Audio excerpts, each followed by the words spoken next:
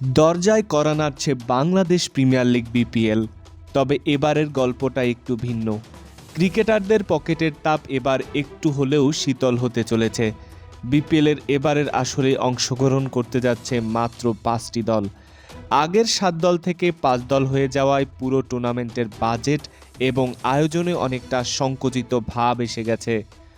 ফলে খেলোয়াড়দের পারিশ্রমিকে পড়েছে সরাসরি প্রভাব।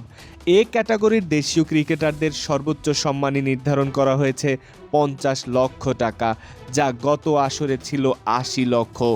বৃত্তিমূল্য 5 লক্ষ টাকা থেকে শুরু করে সর্বোচ্চ 50 লক্ষে পৌঁছানো যাবে। তবে সবাই যে সেই অঙ্ক পাবেন তার কোনো নিশ্চয়তা নেই, কারণ প্রতিটা দল এ ক্যাটাগরি থেকে নিতে পারবেন মাত্র একজন খেলোয়াড়। দেশীয় ক্রিকেটারদের ক্যাটাগরির সংখ্যা 7 থেকে কমিয়ে 6তে আনা হয়েছে। বি ক্যাটাগরির ক্রিকেটারদের সম্মানী নির্ধারণ করা হয়েছে 35 লক্ষ টাকা, যা গেল আসরে ছিল 50 লক্ষ টাকা। সি ক্যাটাগরিতে 22 লাখ, ডি ক্যাটাগরিতে 18 লাখ, ই ক্যাটাগরিতে 14 লাখ এবং এফ ক্যাটাগরিতে নির্ধারণ করা হয়েছে 11 লক্ষ টাকা। ফলে শীর্ষ পর্যায় থেকে তরুণ ক্রিকেটার সকলেরই কমে যাচ্ছে পারিশ্রমিকের পরিমাণ।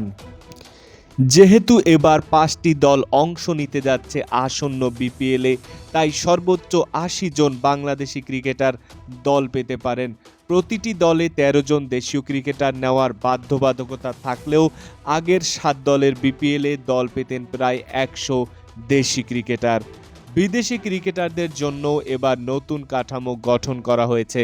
প্রতিটি দলে অন্তত 2 জন বিদেশি খেলোয়াড় নিতে হবে নিলাম থেকে, আর বাকিদের চাইলে সরাসরি চুক্তিতে দলে ভেড়াতে পারবে দলগুলো।